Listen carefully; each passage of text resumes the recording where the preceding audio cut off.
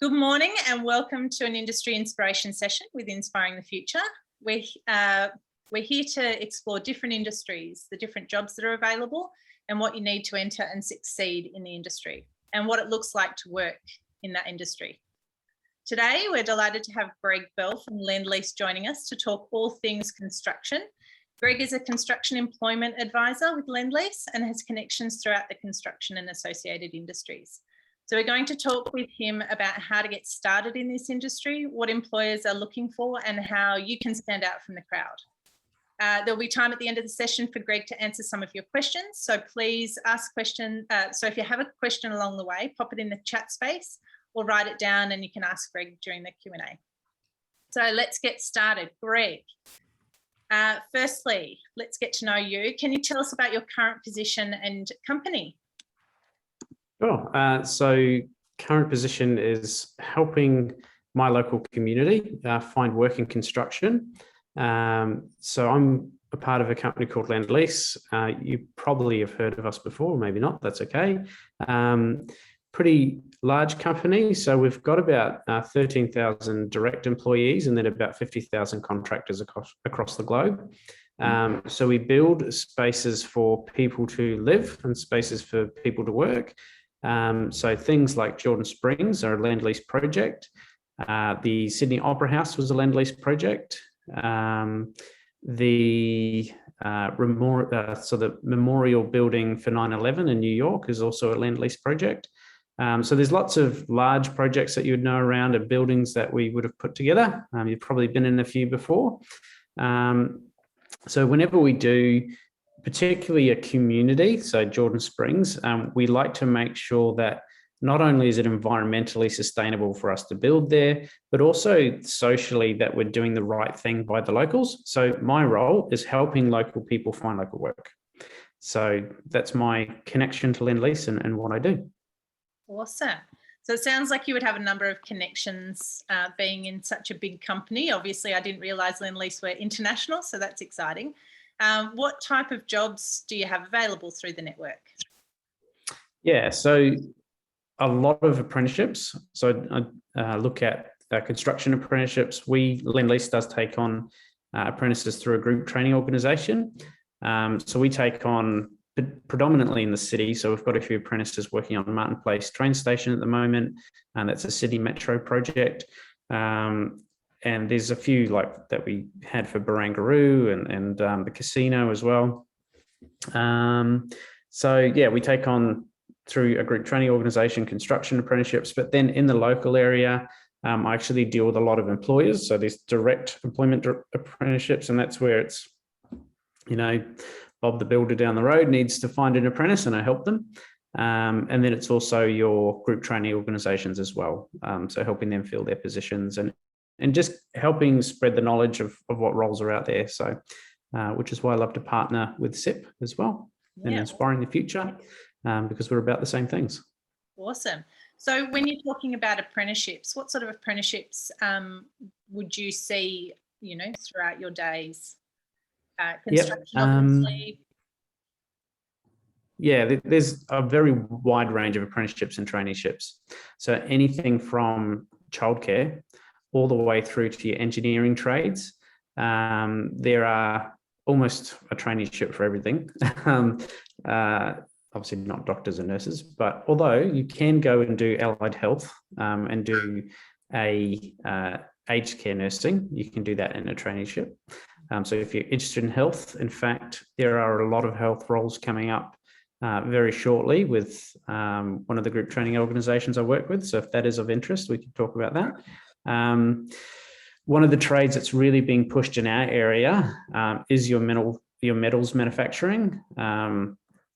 I know the local member and a lot of community members are talking about that as being an upcoming industry to get involved in. At the moment, hospitality is screaming out for staff. So even just knowing how to make a half decent coffee, if you're really motivated and keen, you will land yourself a position because they're really desperate at the moment. Awesome. And so what type of people are employers looking for? So ultimately it's about positivity, being able to take instruction, showing up on time, and really being teachable. It's all the inward stuff. I can teach you how to do anything that I know how to do, but it's all about you being open and wanting to learn that information and receiving that information and taking it on board and being open to when you make a mistake, that if I talk to you about it, go, hey, that's not the right way, that you can actually handle that and have some resilience about it. But really being reliable, that's a massive thing too. Being present when you're at work. One of the complaints I used to hear a little bit was around the distractions that people can get caught up on, like being on their phone or whatever. That is actually a really big problem. I've heard a story of a guy who landed an apprenticeship and he was doing panel beating, which is, repairing cars, and someone gets in an accident, you try to fix it. And they had their phone on the floor, and the boss said to them, oh, look, that's a big distraction. It's actually a safety problem because you're distracted, not paying attention. You could actually end up hurting yourself or someone else. So you're going to have to leave that with the front desk while you're working. Don't like taking those sorts of measures because you're meant to be in an adult environment, and that's sort of a school thing. We don't really want to be taking those measures, but if it's the safety of their staff, then they've got to do what they've got to do. Anyway, this kid ended up bringing in a second phone and got fired on the spot. So he gave one to the receptionist and then was still being distracted at work. It's that sort of behavior that doesn't go well. So just being really positive and teachable and reliable, really those three things are what employees really want. So it's looking at those transferable employability skills that you can apply no matter where you go. Yeah. So when we're looking more so specifically at the construction industry, what would the entry level requirements be for these positions, these apprenticeships and traineeships? Really, white card. That's step number one, which we can help you out with, and I'm sure you've got connections that can help with that too. That's basically like a license to get on site. Without that, you're not stepping foot on a construction site. So that's really the biggest thing. And just being things that do translate are like sporting and all that sort of things, activities that you're involved in. But really, to get into an apprenticeship, you don't have to have done woodwork at school. It just shows that you're interested. There's no real, just being able to land an interview is really positive. And showing your transferable skills, like Vanessa just said, that's really the entry level sort of roles for an apprenticeship. It's not hard. Yeah. But now I know a lot of, might be putting you on the spot, a lot of people hit the hurdle of not having a license. Do you see this as being a big barrier for people wanting to get into the industry? It can be, depending on what trade you want. So if you're wanting to, and depending on who you want to be, so if you want to get into a group training organization, yes, that can be an obstacle. But if you want to do like metals fabrication locally with an employer, that's not going to be a problem, because to them, if you can get to work, you're going to be in the factory all day. So what does it matter if you've got a license or not? Or some employers will say, well, look, I know you're just out of high school and it's really tricky to get your license. So I've just put a kid in a joinery role in St. Mary's. It's walkable from the train station. He's only year 10.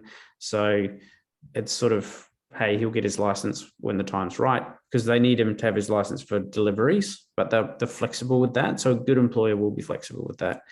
Group training, they struggle because what they're doing is they're rotating you around different employers, and they've got to meet the needs of their client. So they can be a bit harder on the license front. But if you're working close to home for someone that's just down the road or whatever, it's a bit more flexible. So you might find employers that are, willing to work with you on that, and that will obviously then be the ideal for both parties. Yeah. Because it's all about investment. Yeah. You don't take on an apprentice because of the amount of work they're going to produce for you in the first year.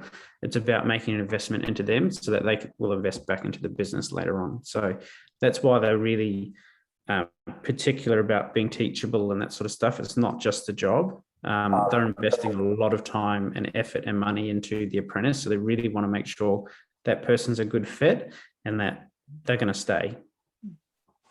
So you spoke about you work a lot with group training organisations, but also individual businesses, Bob the Builder down the road. How would someone go about applying for one of the positions that you've mentioned? So if they're wanting to go for an apprenticeship or traineeship? Yep. We put them all on our page, or even just having a chat with me. Sometimes you might say something like, oh, I'm looking for a carpentry position, and I know that one particular group training organisation tends to have that one rolling a fair bit. Then I can connect you directly with them. I work with Edinburgh Homes as well, who came out to the expo at Cambridge Park, and I often just send people over to people like him. And sometimes it'll just be, hey, I actually just spoke to an employer today. So they do go on our website, which is skillingemployment.com.au. But also just having a chat with me, sometimes it'll just trigger actually that person might be interested in having a talk to you. So awesome. So jump onto that website. And do you have any other tips for finding and maintaining employment? Yes. So it is a job seekers market at the moment. I have a few entry-level roles up there. So looking on the group training websites, they've always got job pages. There's also just jumping on Seek, but even hopping on Google and do some cold canvassing. One role that I found was for a carpentry position in Blacktown. It was building stairs. And I literally just walked into a warehouse and went, hey, do you need anyone? And the guy said, actually, I was just thinking about that this morning, that it would be really good to get another apprentice because I've got my 4th year here. He's about to graduate. I want to bring someone through to continue to grow the business because I'm really busy. So even just having a resume ready and cold canvassing, it's a very old school, but tradespeople are quite old school in the way they think, and they actually really respect you showing up with a resume, and they might even just say, you know what, I wasn't going to advertise, but you've just knocked on my door. And I think you're a good kid, so I'll give you a crack. Or they might give you a job trial or whatever. So, yeah. So it's well worth it for just the experience of it. You might get some work experience out of it. You might get a job out of it, or you might just build some skills from it in the first place. Yep. So it's well Absolutely worth that door knocking. I know it's daunting, but it's a good it's good for you too. Yeah. Builds that resilience. You're learning, a bit of resilience, putting yourself out there and being able to take a rejection and not be like, oh no, my life's over. Because you will get rejection, like I get rejections. So, I'm not applying for jobs at the moment, but you know what I mean? I've applied for jobs and not heard anything back. And that's just a part of life. It's going to happen. You just got to keep going. So yeah, that's exactly right. So now we're going to open it up to the floor. So if I can have participants use the reaction emoji to raise their hand, and we'll ask Greg some questions.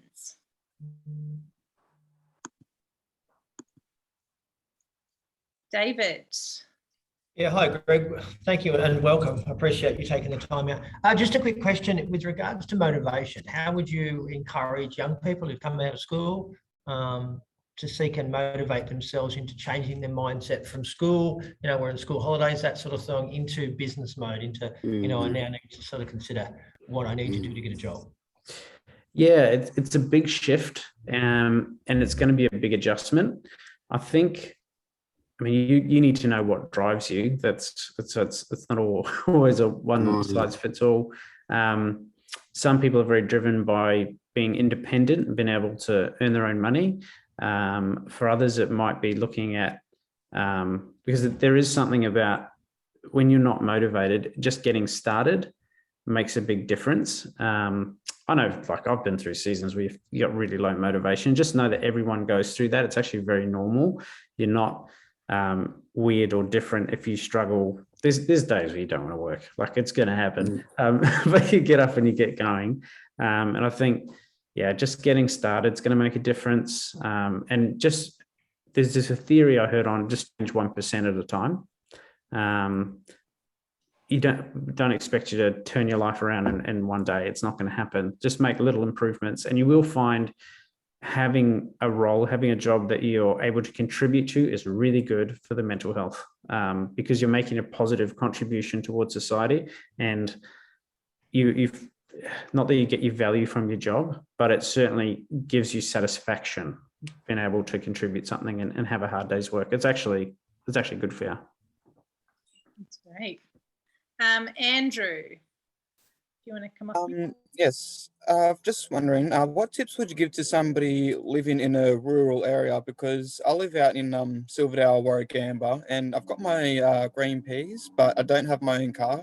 Yeah. Like I can borrow a mate's or my stepdad's or mum's car, but it also travel because it's about half an hour out to Penrith, and that's the closest major area. So, Yep.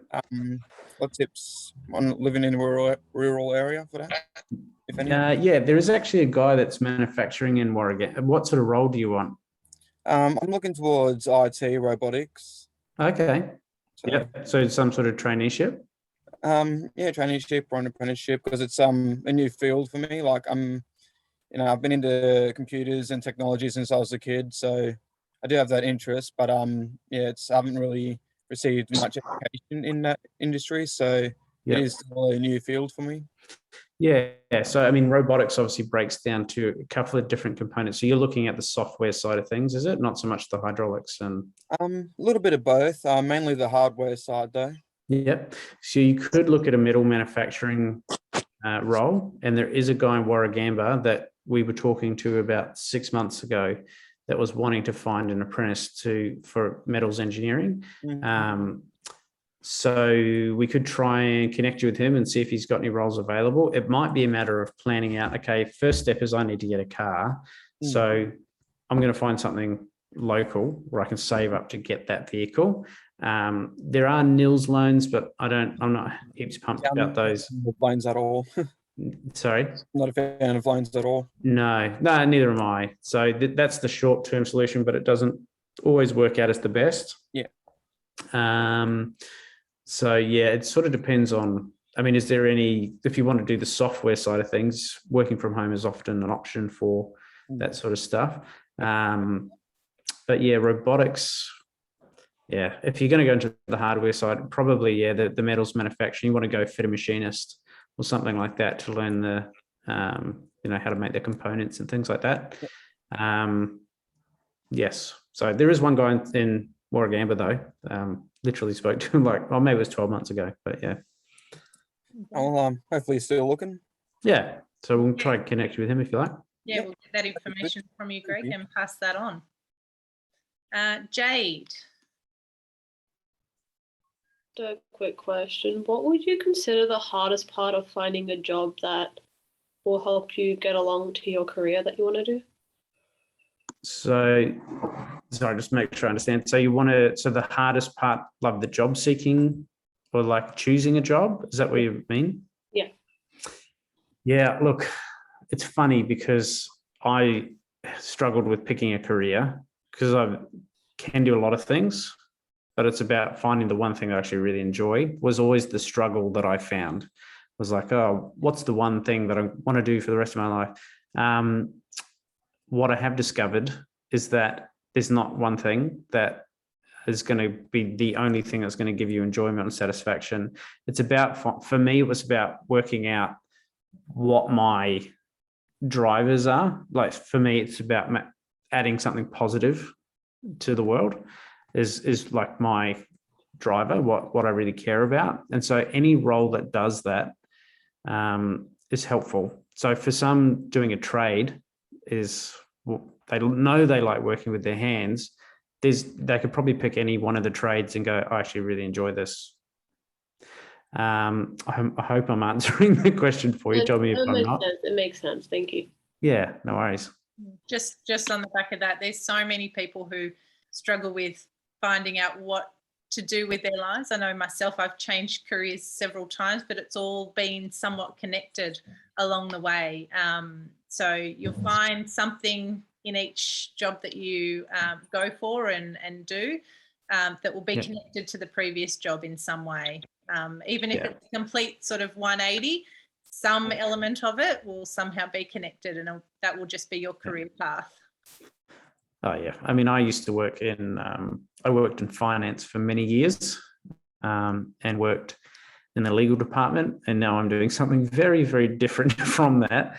But it was the internal opportunities that created that career transition. So yeah, there's not one job that's going to be the job for you.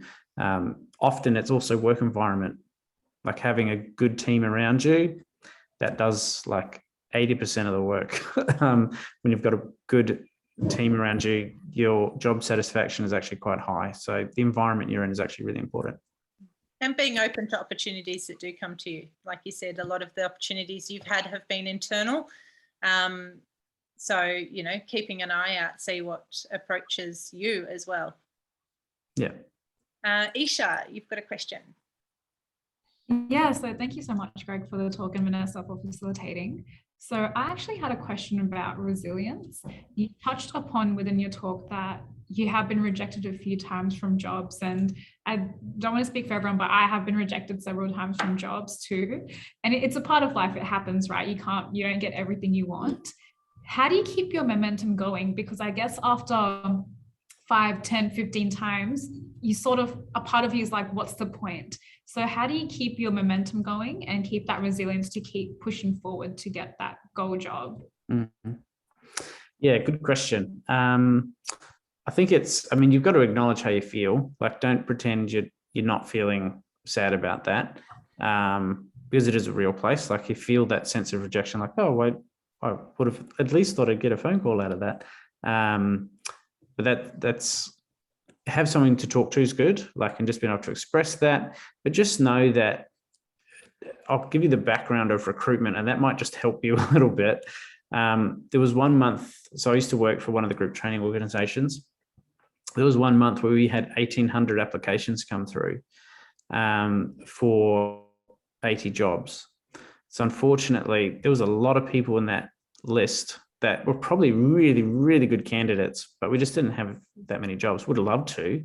But sometimes it is a numbers game and just the right time and that sort of thing. So it's not necessarily about you being a bad applicant or whatever. It can just be literally, hey, there's 20 people that have applied for one job, and somebody unfortunately doesn't make it through. Or, well, 19 people actually don't make it through, so you're not the only one that didn't get the job. So I think just keep your head up, keep open to, maybe some resumes are actually really, really important, and cover letters. So have a look at it and say what, or get someone else to look at it and say, what am I missing? Typically with entry-level roles, the things that you might be missing are your transferable skills, like mentioned before. So put things like, if you do play sports, or if you're in any sort of community groups, or you do some volunteering, or any work experience you've done, all that sort of stuff on there shows that you're not just finishing high school or finishing whatever and then don't have anything behind you. And you will have stuff. It's just thinking about it and going, oh yeah, okay, I actually can put that down. So resumes do play a big role. So yeah, ask questions of people. Say, what would you put on here? Like, just seek out the feedback and get the assistance you need, because it does make a big difference. Even just from a tech point of view, some recruitment systems look out for keywords that will pull those particular resumes to the front of the page, like to the front of the pile. Not the same with us. I look at every single application that comes through. But I'm not dealing with 1,800 applications a day, so I've got that luxury. Look, that's probably most of it. Yeah, I think I hope I answered the question for you. No, you have, Greg, and while I still have you, I just had another question. Yep. So something that I've noticed, and it's an assumption, I feel like it's quite a common situation, is when you're young and you're starting out with your career, when you're around 15, 16, it's an age where some of your friends have already gotten jobs, you're still searching, or some friends are not motivated at all. So when you're in that place, how do you, I guess, not compare your journey to what other people are doing? So say your mate's bagged a really great apprenticeship and you're still looking, how do you not let that hinder your growth and from what you want to achieve? And how do you also look at your unmotivated friends and not let that affect you? Because it's a weird age, right? When you're 15, everyone's doing different things and has different goals, and you're finding your feet. Yeah, because you're in the middle of finding out who you are. Yeah. The thing I'd say is comparison is the thief of joy, and comparison is the thief of happiness. So the minute you start comparing yourself to someone else, you're robbing yourself. You're robbing your own contentment and happiness. So to never do that. For wherever you are in life, there's always going to be someone who's better off than you, and there's always going to be someone who's not. So don't judge people, but also don't judge yourself. Be kind to yourself. You need to be healthy within. That's actually really important for projecting like a positive attitude, which is going to make a difference on you getting the role. Because it can come across as not having motivation when you're not looking someone in the eye and engaging in conversation, and I think, oh, they're not actually that keen. Maybe mum or dad's making them do it. Just believe, back yourself, because if you're not going to cheer yourself on, who will? So really know that you have more skill than you think, and really when you're doing an entry level role, skill is not even big on the list. It's about enthusiasm. Hopefully that answers the question. Yeah, for sure. Thank you so much. That was super, super helpful. Thank you. And David, you've got a question? Yeah, a couple of things. So look, thank you, Greg. You touched on appearance, body language, and image, which is very much a skill that is required by all employers, because they want to see that enthusiasm, they want to see that professionalism. So when we look around the cameras today, you give yourself examples of, how we presented ourselves in a professional manner, whereas, in some situations, as I said, it's a little bit more relaxed.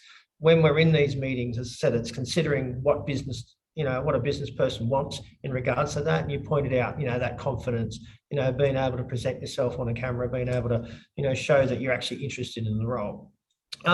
Which sort of takes me into my question. So you mentioned before, transferable employment skills. Can you expand further on what they look like, and how our young people could best utilise those, considering they've had no or very little experience in employment in the background? So how do they take their life skill and what they've done, and some of them are gamers, some of them are, interactive with sport and whatnot, how do they transfer those into employment skills? Yeah, cool.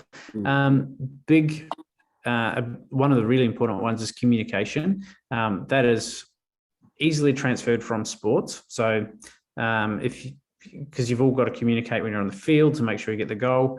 If you're a gamer like me, I'm not really a sports guy. If you're into multiplayer or something like that, you can bring that into the conversation and talk about, being able to set a game plan because it is actually quite involved. So I used to play Elder Scrolls, and we would be going into like this dungeon, and we all had to set roles and responsibilities of each character before we were going into that dungeon, and make sure that we all knew our role. We all communicated effectively while we were, fighting the big boss and all that sort of stuff. But it's actually communication that we're dealing with, and making sure that when someone's in need, that we're able to support each other in that role. I know it's just gaming, but at the end of the day, we were actually demonstrating communication skills. So if you can translate that back in and say, well, I know in a team environment, you can just take out the gaming component. In a team environment, whenever we were working towards a goal, we'd make sure that we had clear roles and responsibilities, and that everyone was able to support each other when they were in need. And then that helped us accomplish the task at hand. It's about looking into every aspect of your life, what you do, and really locating those skills. Really analysing yourself and what you do, and how you can sort of pull those skills out. Yeah, and I like the way how you said, like you removed the element of gaming. So, from a business perspective, people might think, gaming is not serious. But if you translate that, as I said, like they've turned up, they're reliable because they're meeting at the same place at the same time. They're establishing, the goal of the objective. They're working and delegating each task for each person. And when you think about that from an employment perspective, that's exactly what you have to do every day when you go to work. You know, who's doing what, who needs to do that, who's looking out for each other, you know, what time do we need to be there, what's the end up goal, all meet back here, talk and have a meeting again about what we did. So the next time we meet again, we know what to do and what the next objective is. Yep. So yeah, all that stuff really does translate. And that's why I say you've got more skills than you probably realize, because you've learned how to do this stuff at school, doing projects together, or even just during lunchtime playing a bit of footy or whatever it might be. You do have some skills that you would have picked up.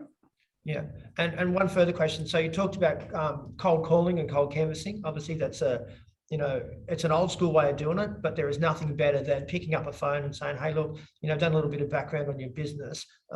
Curious as to whether or not you're, open to employing someone in an area of." How can they better utilize that cold skilling and develop the cold canvassing phone call? Because it's a scary thought for anyone to pick up a phone and talk to someone they've never spoken to before about something or a business they know very little about. Yeah.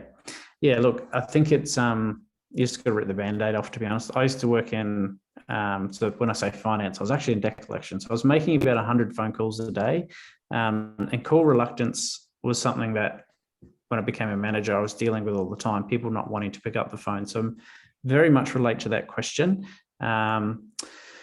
It is just a matter of picking up the phone and doing it. And you know what? The first one might say no, and that's okay. Because what's the worst thing that could happen? Look, they're just talking to you. So the worst thing they can say is, look, I don't have time for this. And they just hang up. They don't know who you are, so don't worry about it. You know what I mean? Like it's, it really is just dial that number. I know it's just got to rip the Band-Aid off and just do it. It is confronting, but you'll probably absolutely stuff up your first one. So try another one and you'll get better at it. Yeah. You just keep going. You just keep trying.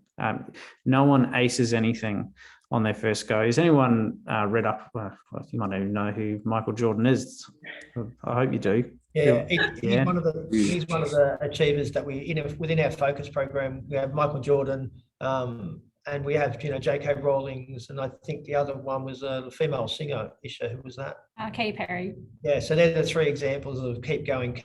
Yeah. And we talk about how much money they've made because they were persistently kept going. Yeah, absolutely.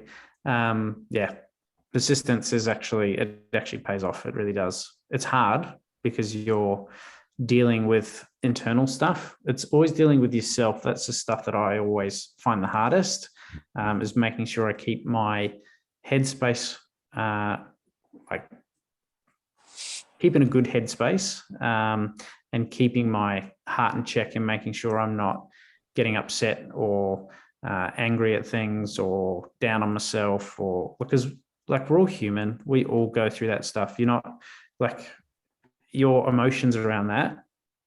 Everyone has gone through that, including all the older generations. It's a human state. It's not a just you thing. So don't think that you're not as good a person as the next person because you're in that position or in that place. It's actually very normal. So everyone's got this imposter mindset where they think, like when you get into the corporate world and you're in a role that's important or whatever, everyone's going, have I actually got what it takes to do this job?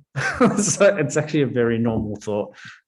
So yeah, don't never think that you're underskilled or anything like that, because you have what it takes.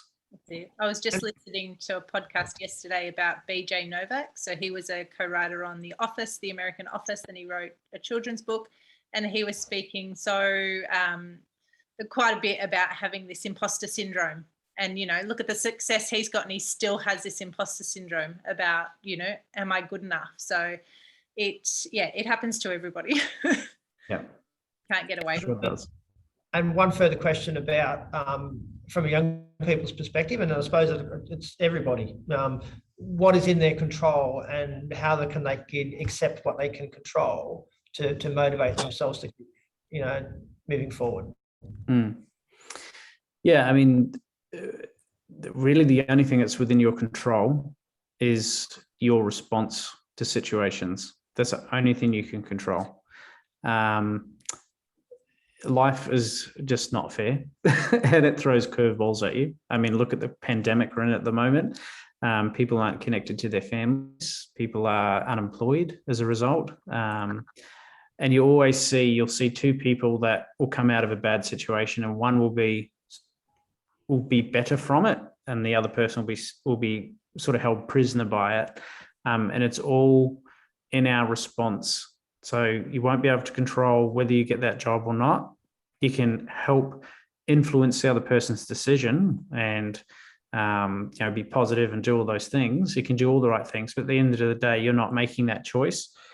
But you can keep yourself in a good headspace, take care of yourself, make sure you don't take the rejection to heart or too seriously, and just learn from it and keep moving, because you can only control your response. Thank you. Valuable words. So just a couple more things before we finish up. So are you able to advise or provide some of the names of the group training companies that you work with? And yeah, sure. Just ask the second question straight up, whether or not you know if there's any warehousing, pick-packing jobs in the local Penrith area at the moment. Yeah, so I am currently recruiting for about 80 roles. They are spread around Western Sydney, so not all are directly in Penrith. Some accessible via public transport.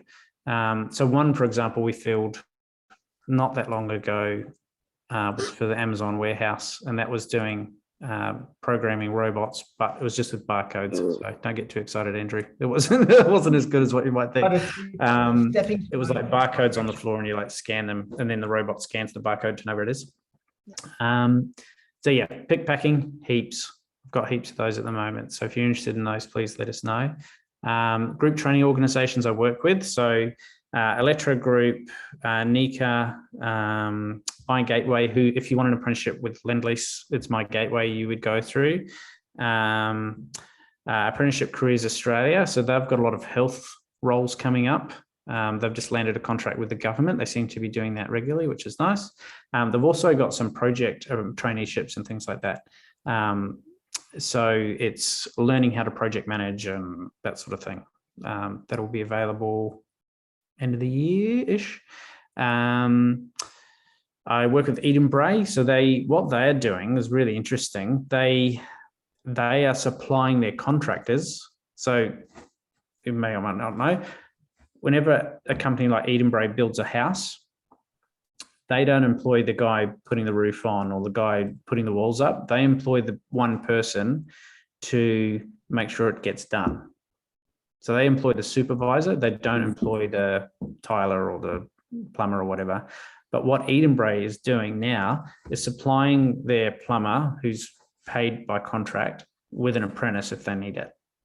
So Edenbray is another one I'm working with. So they work all across Sydney. They have a few roles going. HVTC we work with as well. Productivity Boot Camp, if you're just looking for, or Productivity Force, I should say. We've got a really strong connection with. So lendlease actually helped them get started. We paid for their Penrith site. So always love to be able to refer people over to them as well if you just want some 8 weeks of really hands-on work experience.